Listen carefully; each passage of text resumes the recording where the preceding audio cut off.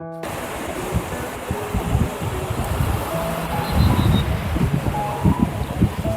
जो कहानी मैं आपके साथ साझा करने जा रहा हूँ, ये मेरे दिल के काफ़ी करीब है।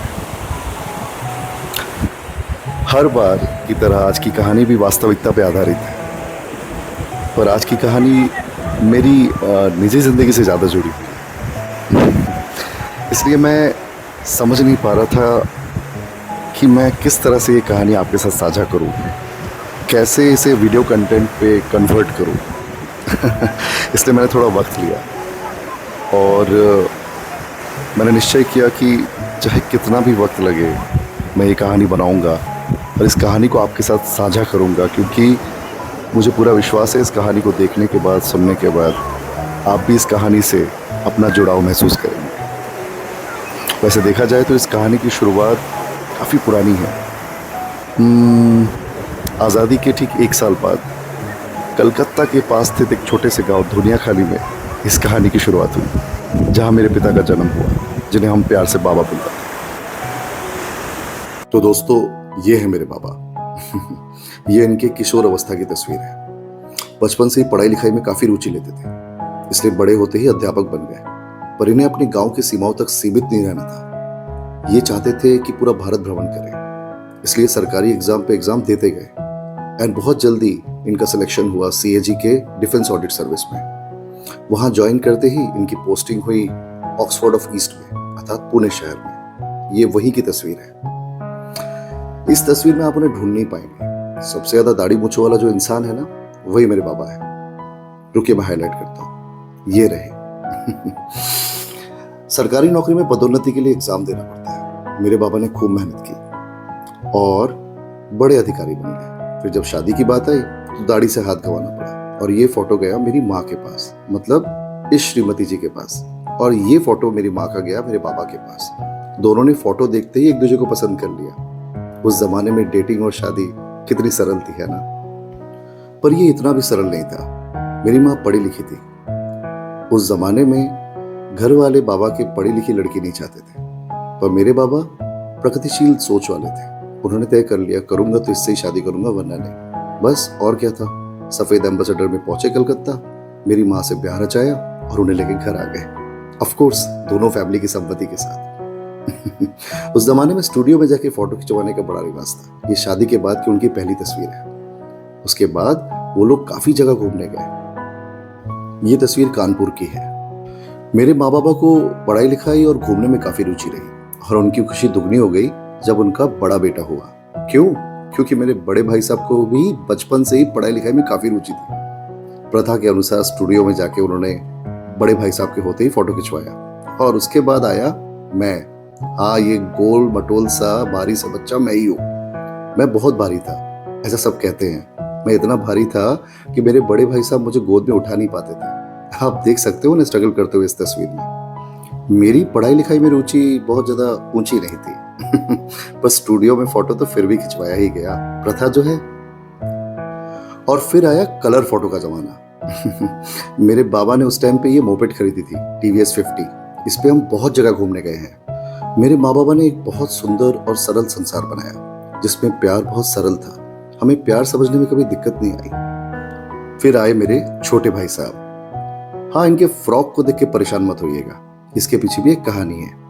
मेरे बाबा को हमेशा से बेटी चाहिए थी, पर उन्हें हुए 3 लड़के, तो उन्होंने अपना ये शौक पूरा किया तीनों को फ्रॉक पहना के। तो ये मेरे बड़े भाई साहब फ्रॉक में और ये रहा मैं फ्रॉक में। अच्छा दिख रहा हूं ना? आई एम सॉरी, अच्छी दिख रही हो ना? इतनी ही सरल थी सोच। और ये प्रथा के तौर पे हम सबका स्टूडियो में एक साथ फोटो। ये हम पांचों का एक बहुत ही प्यारा फोटो है जो मेरे दिल के बहुत करीब है। मेरे बाबा की नौकरी में पैन इंडिया टूर था, इसलिए उनके घूमने का शौक वहीं पूरा हो जाता था। पर हम लोगों का शौक पूरा नहीं हो पाता था, खासकर मेरी माँ का। इसलिए जब भी मौका मिलता 4 साल में एक बार एलटीसी जाने का, तो वो ये मौका छोड़ती नहीं। इस फोटो में आपने देखा उनके हाथ पे प्लास्टर था, तब वो गिर गई थी, पर उत्साह देखिए, प्लास्टर लेके ही घूमने गई। यहाँ तक कि फोटो भी खिंचवाया पापा के पीठ पीछे प्लास्टर चिपवा के। मेरे बाबा हमेशा मेरी माँ को समझाते थे, अभी बच्चों की पढ़ाई लिखाई है, उनकी 10वीं 12वीं एंट्रेंस है, ये सब हो जाने दो, इसके बाद हम घूमने जाएंगे। पर वो बूढ़े होते गए और वो मौका कभी आया नहीं। मेरी माँ इंतजार करती रही, पर वो मौका कभी नहीं आया। बच्चे बड़े हो गए, पढ़ाई खत्म हो गई तो नौकरी, और नौकरी खत्म हुई तो बच्चों की शादी। ये मेरी बीवी है। मेरी शादी हुई, फिर मेरे छोटे भाई की शादी हुई। घर में नए सदस्य आए तो नए सदस्यों के बीच में ही मेरे माँ बाबा ने अपनी खुशी ढूंढ ली। बच्चे और बच्चों के बच्चे। आज के जमाने में अंतर्राष्ट्रीय भ्रमण भी मोहल्ले के बाहर जाने के बराबर है, पर उस जमाने में इतना सरल नहीं था। मेरी माँ भारत भ्रमण तक ठीक से नहीं कर पाई अभी तक। आज हम लोग आसपास एक साथ घूमने जाते हैं, सारे त्योहार एक साथ मनाते हैं। पर मेरे माँ बाबा का एक सपना था कि उन्हें एक बार ताजमहल देखना था और विवेकानंद मेमोरियल रॉक, जो कि कन्याकुमारी के पास है, वो देखना था। पर वो सपना उनका सपना ही रह गया था, वो पूरा नहीं हो पाया। और वक्त की पाबंदी ने हमें भी मौका नहीं दिया कि हम उनका ये सपना पूरा कर सकें। जिंदगी में कई बार हम अपनी इच्छाओं का और सपनों का विसर्जन करते हैं, और ऐसा हम इसलिए करते हैं क्योंकि हम किसी वस्तु, व्यक्ति या परिस्थिति को खुद से ज्यादा अहमियत देते हैं। और कभी कभी ऐसा करना जरूरी भी होता है, खासकर अगर आप एक गार्जियन हो तो। और ऐसा ही कुछ हमारे पेरेंट्स ने भी किया हम 3 भाइयों के लिए। ये कोई नई बात नहीं है, कई पेरेंट्स अपने बच्चों के लिए ऐसा करते हैं। पर जब हम कुछ ऐसा करते हैं और हमें उस बात का कारण या लॉजिक पता हो, तो हमें उस चीज का अफसोस नहीं होना चाहिए। पर जिंदगी ऐसी है कि अफसोस हो ही जाता है, खासकर तब जब आप देखते हैं कि बाकी लोग अपनी जिंदगी में खुश हैं, आगे बढ़ रहे हैं, सब कुछ कर रहे हैं, भले ही ऐसा हो या ना हो। पर हमें ऐसा लगने लगता है कि शायद हम ही वंचित रह गए। और ऐसा लगना कोई बुरी बात नहीं है, क्योंकि ये इंसानी जिंदगी हमें एक ही बार मिली है, और हम में से हर व्यक्ति यही सोचता है कि I should make the most out of it. मेरे पेरेंट्स को पिछले कुछ सालों में ये ख्याल आने लगा कि शायद उनकी कुछ छोटी छोटी इच्छाएं ऐसी थी जिनको वो चाहते तो पूरा कर सकते थे, और वो संभव था, और उन्होंने किया नहीं क्योंकि उनकी सोच ने उन्हें करने नहीं दिया। ऐसा हम में से कई लोगों के साथ होता है।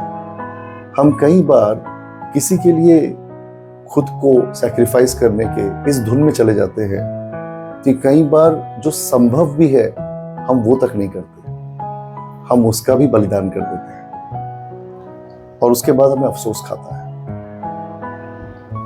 पिछले कई सालों में मेरे पेरेंट्स ने मुझको और मेरे भाइयों को ये बोलना शुरू किया कि हमारी इच्छा थी ताजमहल देखने की, हमारी इच्छा थी कन्याकुमारी जाके विवेकानंद रॉक मेमोरियल देखने की, पर ये हो नहीं पाया। हमने कई बार प्रयास किया कि हम अपने पेरेंट्स को भेजें। आर्थिक समस्या बिल्कुल नहीं थी, ईश्वर की कृपा से। पर जिंदगी की चक्की में पिसते पिसते अब मानसिक और शारीरिक प्रस्तुति नहीं थी उनकी कि वो अकेले जा सके, ना कि वो ट्रैवलर्स के साथ जा सके। उनका मन था कि हम में से कोई उनके साथ जाए या हम सब उनके साथ जाए। और जिंदगी की इस भागदौड़ में हम सब भी इतने व्यस्त हो चुके थे कि हमारे लिए संभव नहीं था कि उनके साथ जाएं। और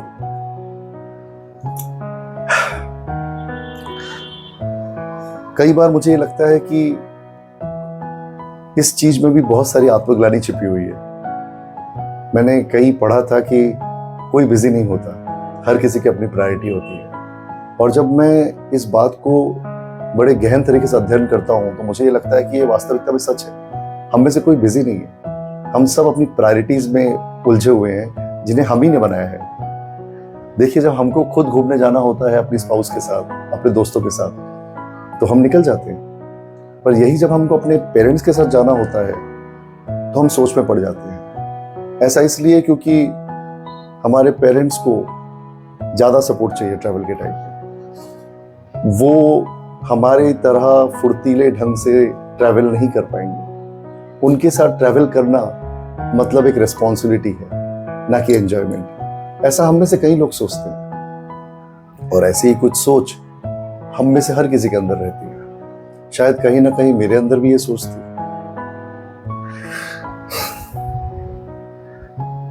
पर मैं इस विडंबना में हमेशा रहता था कि काश मैं अपने पेरेंट्स को भेज पाता, काश मैं अपने पेरेंट्स के साथ जा पाता। और मैं उनको ये आश्वासन देता रहता कि एक दिन हम जरूर जाएंगे, एक दिन हम जरूर जाएंगे। पर वो दिन कभी आया नहीं। आया कोविड, कोविड के बाद अप्रेजल, अप्रेजल के बाद बच्चा, बच्चे के बाद बच्चे के स्कूल की भर्ती। कुछ ना कुछ आता गया, कोई ना कोई बहाना मिलता गया नहीं जाने का। एक दिन मैंने अपना ये गिल्ट अपनी बीवी के साथ शेयर किया और मैंने उसे बताया कि मुझे कभी कभी लगता है मुझे जाना चाहिए, क्या करूं। मेरी बीवी ने कहा जाओ। मैंने बोला यार छुट्टी लेनी पड़ेगी, 7 दिन की 10 दिन की, कोई मजाक नहीं है।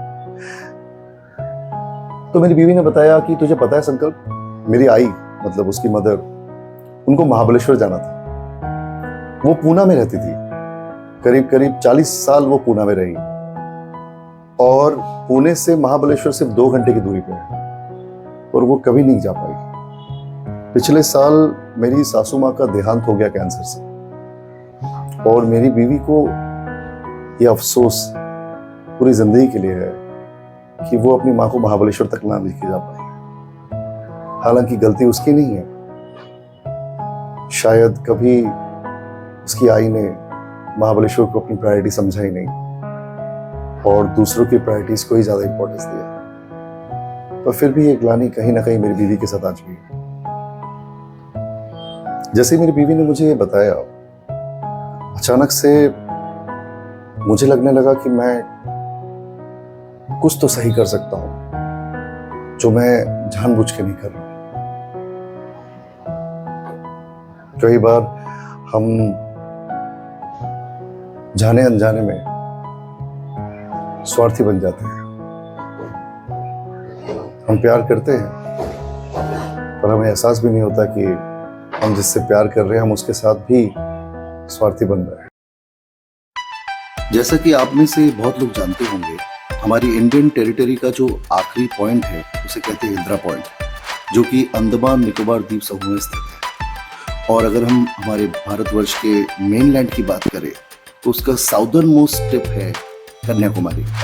और कन्याकुमारी से भी अगर 500 मीटर्स अर्थात आधा किलोमीटर समुद्र के अंदर जाए तो मिलता है हमारा विवेकानंद रॉक मेमोरियल, जहां मेरे बाबा जाना चाहते हैं। और कन्याकुमारी तक जाने के लिए एक बहुत ही बेहतरीन रास्ता है फ्रॉम थिरुवनंतपुरम, जो कि पूरा बीच साइड कवर करता है।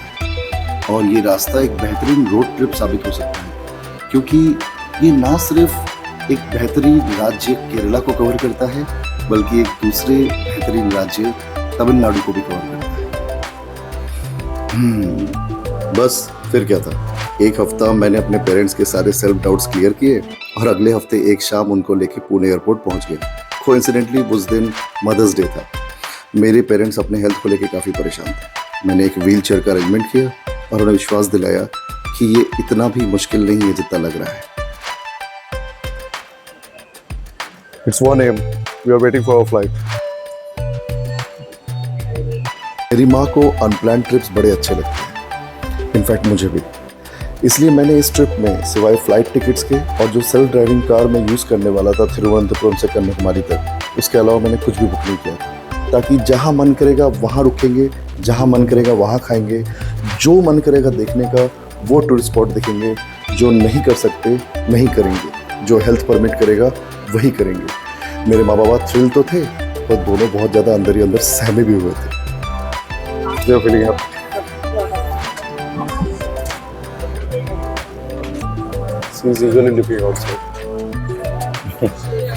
हम त्रिवेंद्रम एयरपोर्ट पहुंचे सुबह के 4 बजे और 4:15 बजे अराइवल पे हमारी ये हमसफर खड़ी थी, जिसे मैं अगले 4 दिन तक चलाने वाला था। त्रिवेंद्रम से कन्याकुमारी की दूरी है 104 किलोमीटर और ये सफ़र कंप्लीट होता है 2 घंटे में। और इस सफ़र के दौरान ऐसे मनोरम दृश्य है चारों तरफ की, मैं आपको क्या बताऊँ। सुबह हमने एक केरला के गांव में खड़े होकर इस सनराइज़ का अनुभव किया, जैसे कि सूर्यदेव खुद प्रकट होकर बोल रहे थे कि अच्छा किया तुमने ये सफ़र शुरू किया। चारों तरफ केले के बगीचे, नारियल के बगीचे, रादर इन्हें बगीचा कहना गलत होगा, जैसे कि केले और नारियल के खेत हो चारों तरफ। बहुत ही सुंदर, बहुत ही अपूर्व। हमारी जर्नी की जो थकान थी वो इस सूर्योदय को देख के ही खत्म हो चुकी थी। और हम बस इंतजार कर रहे थे कि कब हम पहुंचेंगे कन्याकुमारी विवेकानंद रॉक मेमोरियल को देखने के लिए। पर भले ही हम कितने भी व्याकुल हो रहे थे अपने डेस्टिनेशन में पहुंचने के लिए, पर वो कहते हैं ना कि journeys are always more important and beautiful then destination. वो बिल्कुल यहाँ पे खरा साबित हो रहा था। हम जगह जगह रुक रहे थे, जहाँ भी मेरी माँ को लगता था कि अरे ये तो बहुत सुंदर झील है, रुक तो जरा, यहाँ रुक के थोड़ा फोटो लेते हैं। कहीं पे मेरे पापा बोलते थे अरे यहाँ रुक, यहाँ ये नारियल के पेड़ का जो बगीचा है मस्त है, यहाँ खड़े होकर फोटो लेते हैं। हमें तो ये तक नहीं पता था कि हम किस गांव में खड़े हैं, कौन सी जगह है ये, क्योंकि सारी चीजें वहां पे लिखी हुई थी मलयालम में, जो कि हमारी समझ के बाहर था। हम हर जगह रुक रहे थे, लोग हमें फ्रेंडली जेस्चर दे रहे थे, स्माइल दे रहे थे। इनफैक्ट हमने कुछ गाँव में रुक के वहाँ पे कॉफी तक पिया, गाँव की छोटी सी टपरी में। एंड थैंकफुली साइन लैंग्वेज और थोड़ी बहुत अंग्रेजी काम कर गई। मेरी माँ सही कहती है, unplanned trips are mostly successful. पता नहीं क्यों। अरे हाँ, ये तो बताना बहुत जरूरी है। ये खेत आप देख रहे हैं, इस खेत में ये सारी जो बतखें आ रही है ना, कि अपने आप आ रही है। आई मीन टू से, आप देखिए कैसे क्यों फॉलो कर रही है।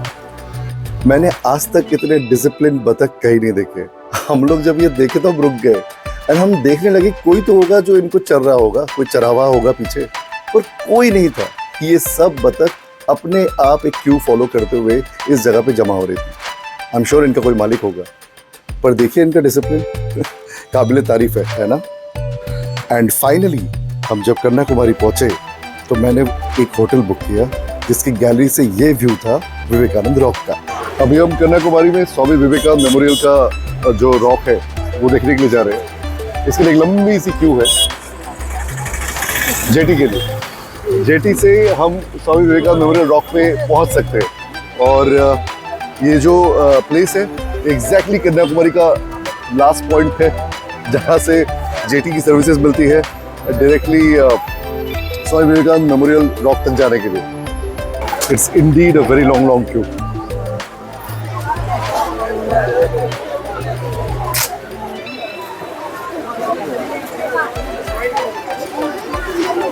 स्वामी विवेकानंद मेमोरियल और संत तिरुवल्लुवर मेमोरियल में जाने का जो रास्ता है वो समुद्र से होता है। इस वजह से यहाँ पे जेटियों की व्यवस्था की गई। जिस क्यू में मैं था उस क्यू का समाप्ति यहाँ पे आके होता है।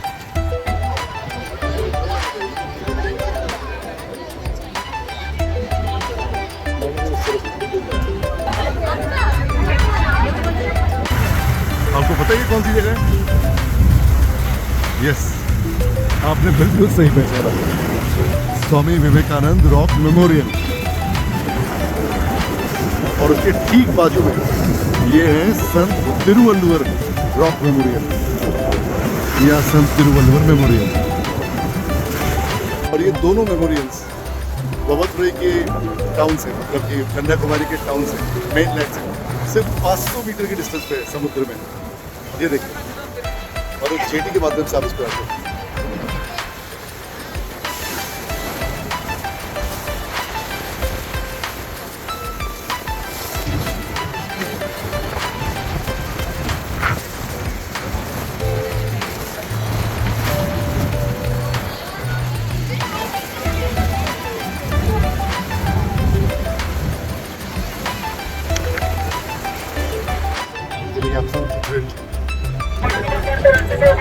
तो ये है व्यू विवेकानंद रॉक मेमोरियल के ऊपर से। वाओ, ये विवेकानंद रॉक मेमोरियल बाहर से जैसा दिखता है उससे काफी ज्यादा बड़ा है। बेसिकली ये एक पत्थर नहीं बल्कि पत्थर का बना हुआ आइलैंड है। ये है मेन मंडपम, इसे विवेकानंद मंडपम बोलते हैं। ये देखिए, यहाँ पे लिखा हुआ है विवेकानंद रॉक मेमोरियल के बारे में।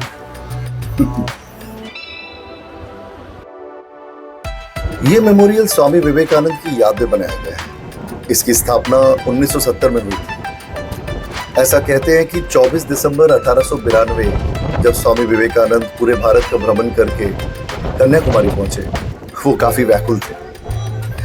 उनकी व्याकुलता का कारण था कि भारतवर्ष अपने पौराणिक जमाने में जिस स्तर पे था आज उस स्तर पे नहीं है। उनकी व्याकुलता का कारण लोगों की पीड़ा भी थी और वो इसका निवारण करना चाहते थे। ऐसा कहते हैं कि वो इतना ज्यादा व्याकुल थे कि वो समुद्र में छलांग लगा बैठे और तैरते हुए इस पत्थर पे आके बैठ गए और उन्होंने इस पत्थर पे 3 दिन 3 रातें बैठकर मेडिटेशन किया ताकि वो भारत की समस्याओं का निवारण निकालने का कोई तरीका ढूंढ सके। स्वामी विवेकानंद कोई आम स्पिरिचुअल गुरु नहीं थे, वो सिर्फ एक धार्मिक गुरु नहीं थे, वो किसी धर्म या जाति विशेष के नहीं थे। ऐसा कहते हैं कि वो एक ऐसी हस्ती थे जिसको आज भी हर उम्र का इंसान रिलेट कर पाता है, हर जाति का इंसान रिलेट कर पाता है, हर धर्म का इंसान रिलेट कर पाता है। मोटिवेशनल स्पीकर तो आज आए हैं दुनिया में, पर ये उस जमाने से मोटिवेशनल स्पीकर थे और उनके बोले हुए शब्द आज भी उतना ही प्रभावित करते हैं आज के युवा को। स्वामी विवेकानंद के इस मेमोरियल को बनाने के लिए कहते हैं पूरे देश से योगदान आया था, हर राज्य के सरकार ने योगदान किया था, जन जन ने योगदान किया था। जिस जिस राज्य से जितना योगदान आया था और जिन जिन व्यक्तियों ने योगदान किया था, सबका नाम यहाँ पे एक शिला में दर्ज किया हुआ है।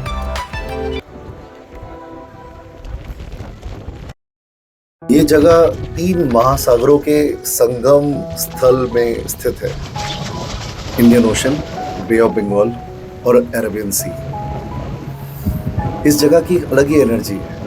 मैं वैसे अपनी ज़िंदगी में काफ़ी रैशनल किस्म का इंसान हूँ, पर सच कहूँ तो इस जगह पे आके मैं भी काफ़ी भाव विभोर महसूस कर रहा था। मेरे शब्द नहीं फूट रहे थे, ऐसे मैं काफ़ी बड़बड़ करता रहता हूँ। और यकीन मानिए वहाँ खड़े होकर मुझसे कोई कंटेंट नहीं बना। चारों तरफ समुद्र का शोर और उस जगह की एक अलग ही वायु, एक अलग ही एनर्जी। हर जगह से जैसे मोटिवेशन फूट रहा था, हर चीज़ में मोटिवेशन दिख रहा था। समुद्र में तैरते हुए उस नाव को देखिए किस तरह से पानी से जूझ के आगे बढ़ता जा रहा है। आप अगर देखते बैठेंगे तो हर जगह आपको मोटिवेशन नजर आएगा। मेरे बाबा भी कहीं पे भाव विभोर होकर बैठे हुए थे और किसी कोने में मेरी माँ बैठी हुई थी। हम तीनों से बात नहीं कर पाते थे। एक अजीब सा सुकून था, एक अजीब सी खुशी थी। 3 महासागरों के बीच में भी इस टापू की एक अलग ही स्थिरता थी। सुंदर है, मैं किसी शब्द में बयान नहीं कर सकता इसको और मैं बयान करना भी नहीं चाहता, पर आपके साथ शेयर करना चाहता था, इसलिए लेके आया ताकि आप देख सकें, आप महसूस कर सकें। कभी मौका मिले तो यहाँ जरूर आइए। हमने विवेकानंद रॉक मेमोरियल पे काफी वक्त बिताया, खूब सारी यादें बनाई। मेरे पेरेंट्स ने तो जी भर के तस्वीरें ली और ले भी क्यों ना, आखिरकार उनका इतना साल पुराना सपना जो पूरा हुआ। उन्हें यकीन ही नहीं हो रहा था कि एक रात पहले तक वो पुणे में थे मायूस से, और कुछ घंटों के भीतर वो अपने विवेकानंद रॉक मेमोरियल में थे, हाईली मोटिवेटेड। ऐसा नहीं कि यहाँ आने में उन्हें दिक्कत नहीं हुई, बहुत दिक्कत हुई चढ़ने में, उतरने में, पर ये उनके लिए काफी वर्थफुल रहा। आखिरकार उनकी विवेकानंद रॉक मेमोरियल की कहानी जो पूरी हुई। यहाँ पे हमने अपना टारगेट तो अचीव कर लिया था, पर अभी भी हमारे पास 3-4 दिन थे कुछ नई यादें बनाने के लिए और बहुत सारी चीजें सीखने के लिए। इंडिया जाए और मंदिरों में ना जाए ऐसा तो हो ही नहीं सकता। और जैसा कि आपको पता है कि साउथ इंडिया में मैक्सिमम मंदिरों में काफी चलना पड़ता है, और मेरे पेरेंट्स की हेल्थ के कारण हम सिर्फ उन्हीं मंदिरों में गए जहाँ पर हमें कम चलना पड़ा। पर हमने प्राकृतिक सौंदर्य खूब देखा, जगह जगह रुके जहाँ पे कोई नहीं रुकता, और हमें हर जगह कुछ नया देखने को मिला। कभी कोई ऐसा बीच जहाँ पे कोई नहीं, सिर्फ हम थे सनराइज और सनसेट देखने के लिए। कोई ऐसा बीच जहाँ पे एक पुरानी नाव पड़ी थी सिर्फ हमारी तस्वीर खींचने। झरने जहाँ कोई नहीं था, और ऐसे भी झरने जहाँ पे हर कोई था। हमने हर जगह रुक के प्राकृतिक सौंदर्य को खूब एंजॉय किया। सच बोलूं तो साउथ इंडिया प्राकृतिक सौंदर्य का भरमार है, चाहे वो झरने हो, चाहे वो बागीचे हो, चाहे इंसान के बनाए हुए हो या प्रकृति के बनाए हुए हो। हर जगह आपको कुछ ना कुछ ऐसा मिलेगा जहां आप अपनी यादें तैयार कर सकें।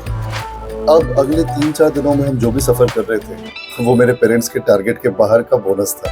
हम फोर्ट्स गए, हम म्यूजियम्स गए, हम आलीशान पैलेसेस गए। हर जगह कुछ ना कुछ नया और विशालकाय देखने को मिला। हमारी कल्पनाओं के बाहर बहुत सुंदर लकड़ी पे की गई नक्काशी, और वो भी 200-300 साल पुरानी। आप जब तक उन्हें अपनी आंखों से ना देख ले, आपको विश्वास नहीं होगा। इसलिए मैं कह के उनके बारे में आपको नहीं बताऊँ। हमने बहुत एंजॉय किया, और सबसे ज़्यादा एंजॉय किया मेरे पेरेंट्स ने ये केरला का बैक वाटर राइड। हमने इसके बारे में काफ़ी सुना था पर जब हमने एक बोट हायर करके खुद इसका एक्सपीरियंस लिया तो हमें पता चला कि क्यों बैक वाटर राइड इतना फेमस है। ये बहुत ही सुंदर है। ये केरला की कोई भी नदी जो जाके समुद्र को मिलती है उस पे बनाई हुई है। और इस बैक वाटर राइड को इस तरह से डिज़ाइन किया गया है कि आपको ना सिर्फ नदी एंजॉय करना मिलेगा, बल्कि आपको समुद्र भी एंजॉय करने को मिलेगा, और आपको वो जगह भी एंजॉय करने को मिलेगी जहाँ पे नदी और समुद्र आके मिलते हैं। मेरे पेरेंट्स विस्मित, हैप्पी और सहमे तीनों एक साथ थे, और बहुत एंजॉय कर रहे थे, बहुत ज़्यादा। कुछ ऐसी चीज़ें जो हमने कहीं ना पढ़ी थी ना देखी थी। और ये है वो पॉइंट जहाँ पे नदी जाके समुद्र को मिलने ही वाली है। इसके बाद जो देखने को मिला वो सच में हमारे कल्पना के बाहर था। ये वो जगह है जहाँ पे नदी और समुद्र का संगम होता है। यहाँ पे कई सारे ऐसे रिजॉर्ट थे जो नदी से बिल्कुल जुड़ के बनाए हुए थे। ये जो पार्ट आप देख रहे हैं ये नदी वाला पार्ट, और वो जो दूर आपको दिख रहा है वो सी बीच वाला पार्ट। उसके बिल्कुल दूसरी तरफ समुद्र है। जिस मंजिल की तलाश में हम इस रास्ते पे निकले थे, मंजिल हासिल होने के बाद पता चला कि मंजिल तो कुछ और ही थी। हम तो कुछ और ही सीखने गए निकले।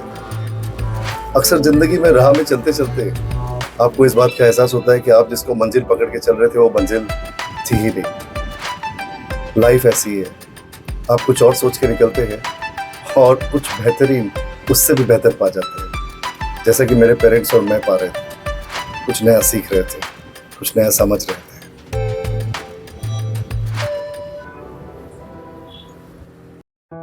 मैं अभी तिरुवनंतपुरम से 15-20 किलोमीटर दूर एक लोकेशन है जहाँ पे नदी और समुद्र मिलता है एक साथ। मैं जहाँ पे खड़ा हूँ, एग्जैक्ट जिस जगह पे मैं खड़ा हूँ, ये जगह संगम है।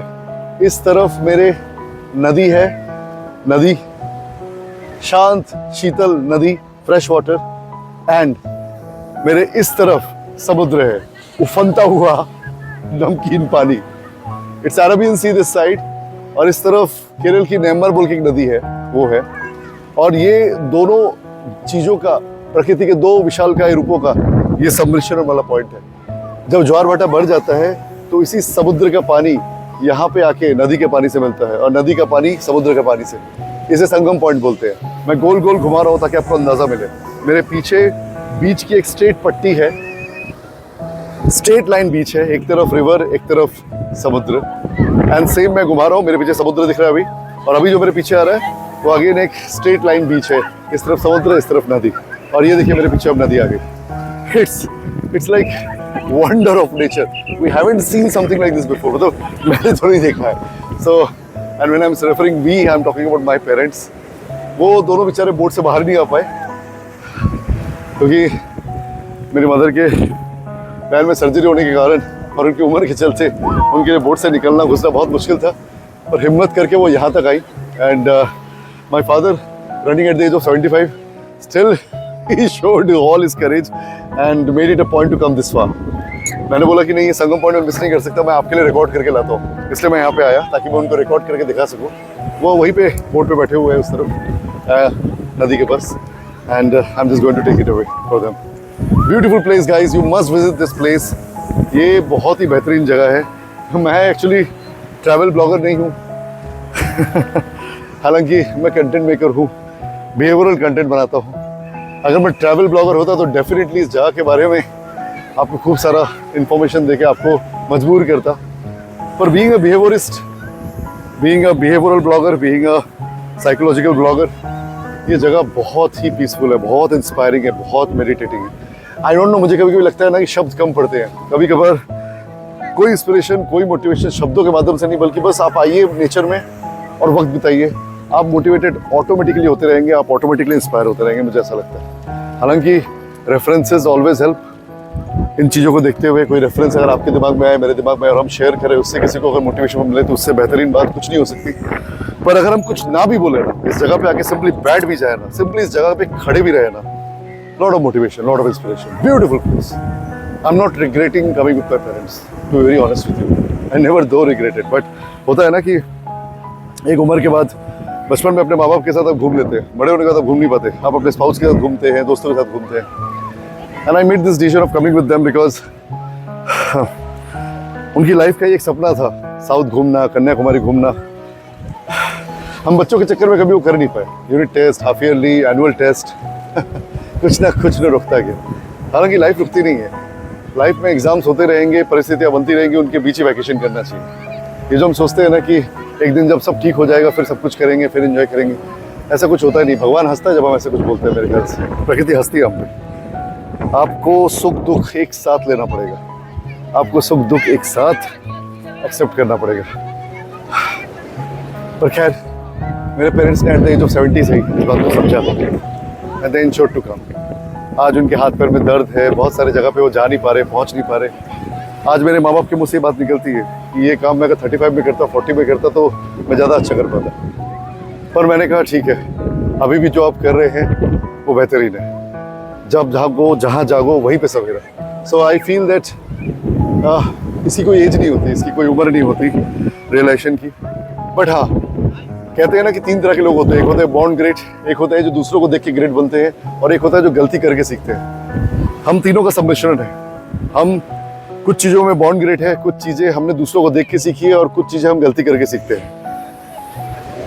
पर बेस्ट यही होगा कि अगर हम किसी को देख के सीख लें। अगर मेरे पेरेंट्स की कहानी को आप देखें, तो इससे सीखने वाली बात यही है कि please don't keep things pending for the last time.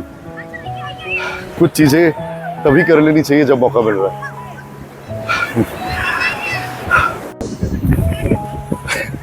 जगह जगह खड़े होकर पोज के फोटो खिंचवा रहे, पूरी जिंदगी फोटो नहीं खिंचवाते, कभी इंटरेस्ट नहीं फोटो खिंचवाने, पर आज हर जगह खड़े होकर फोटो खिंचवा रहे। उन्हें लग रहा है मैं उनको फोटो ले रहा हूँ, मैंने उनको फोटो लिया है। बट ये जो चीज़ है उनका, ये वो मुझे ऐसे नहीं देंगे। अगर मैंने बता दिया ना कि मैं वीडियो कर रहा हूँ, तो ये नेचुरल चीज़ मुझे उनकी मिलेगी। जैसे मैंने उनको बोला मैं फोटो खींच रहा हूँ, पर एक्चुअली मैं उनका वीडियो ले रहा हूँ। जैसे मैटर ऑफ प्राइड है उनके लिए। 50 साल पहले जो चीज़ होनी चाहिए थी, मुझे बोल रहे हैं चारों तरफ से लो, वो चीज़ आज हो रही है।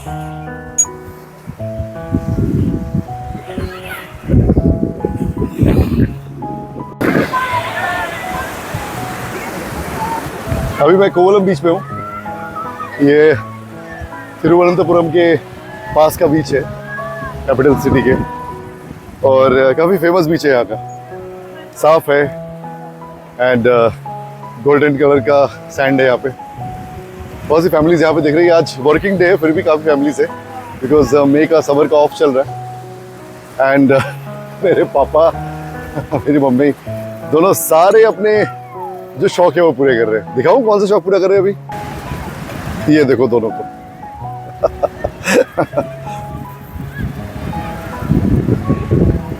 सही है ना? जिंदगी के कई साल तक हमको ये लगता रहता है कि हमारे माँ बाप जैसे कोई इंस्ट्रक्शन वाली किताब है जो सिर्फ इंस्ट्रक्शन देने के लिए। पर सच्चाई तो ये है कि माँ बाप कोई इंस्ट्रक्शन की किताब नहीं है, बल्कि वो तो एक गाइडिंग लाइट हाउस है।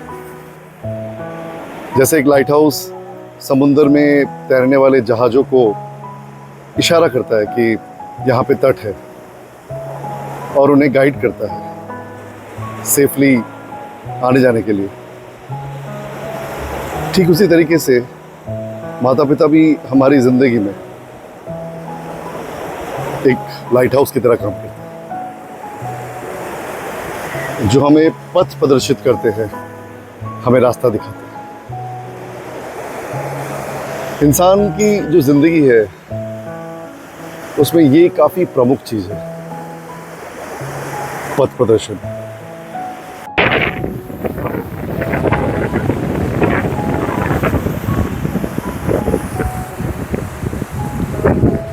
मेरे माँ बाप बूढ़े हो रहे हैं, इस बात का एहसास मुझे काफ़ी पहले से था। पर इस बार जब मैं ट्रिप में आया उनके साथ, तो मुझे इस बात का एहसास सबसे ज़्यादा हुआ। मैंने देखा कि वो बहुत सी जगह जहाँ पहले चल लेते थे अब चल नहीं पाते। बहुत सारी सीढ़ियाँ जो वो उतर जाते थे, चढ़ जाते थे, छोटे मोटे ऊंचाइयों में आराम से चढ़ लेते थे, अब नहीं चढ़ पाते। थोड़ा चलते तो थक जाते हैं। हमारे माँ बाप हमारे आइडल होते हैं, बचपन से हम उनको देख के बड़े होते हैं। एक उम्र तक वो हमारे लिए भगवान होते हैं। एक उम्र के बाद हमें समझ में आता है कि वो भी हमारी तरह इंसान है। जैसे हमारे बीच, हमारे अंदर, हम सब में अच्छाइयाँ है, खूबियाँ है, एंड हमारी भी खामियाँ है। बिल्कुल वैसे ही हमारे माँ बाप में भी खूबियाँ और खामियाँ, और हमें समझ में आता है ये मिला के ही इंसान होता है। और फिर हम समझते हैं कि हमें उनकी खामियों को ओवरकम करना चाहिए, और हमें याद रखना चाहिए कि इन खामियों और खूबियों के होने के बावजूद भी उन्होंने पूरी निष्ठा से हमें बड़ा किया, हमारा देखभाल किया, हमें इस लायक बनाया। कहते हैं कि बुढ़ापा और बचपन दोनों एक समान होता है।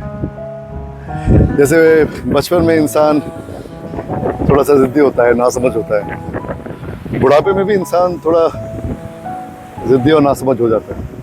इनफैक्ट महान कवि शेक्सपियर ने अपनी कविता में इस बारे में काफ़ी अच्छा उल्लेख किया है, और बुढ़ापे और बचपन के जो समानताएं हैं उनको काफ़ी अच्छी तरीके से बताया। इस बार ट्रिप पे आने के बाद, अपने पेरेंट्स के साथ टाइम बिताने के बाद, मुझे ये बात समझ में आई कि हाँ, मेरे माँ बाप भी वापस अपने बचपन में चले गए। और जैसे बचपन में जब मैं नासमझ था और मुझे थोड़ा ज़्यादा प्यार की आवश्यकता थी ज़िंदगी को समझने के लिए या ज़िंदगी को डील करने के लिए, आज बिल्कुल मेरे माँ बाप को भी वही आवश्यकता है मुझसे, हम सब से। प्लीज़ अपने माँ बाप को टाइम दीजिए, I'm sure आप दे रहे होंगे। और कहीं पे अगर ज़िंदगी की भागदौड़ में मेरी तरह ही कभी कम ज़्यादा हो जाता है, तो इंश्योर कीजिए कि मौका निकाल के अपने माँ बाप को टाइम दीजिए, उन्हें आपकी ज़रूरत है।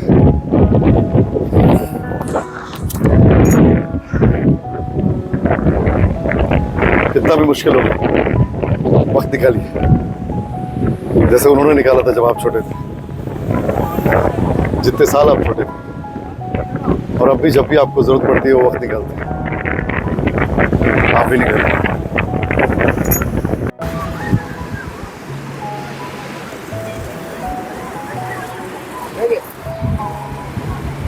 You do it, I'll take.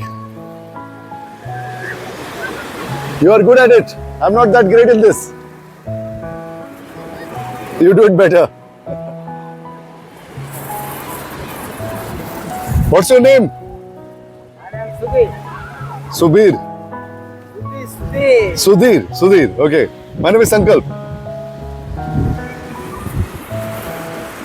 You're from Kerala? I am from Kerala, India, and Kolam. Acha. Okay. You're a Kovalam guy. Not a guy, but fisherman.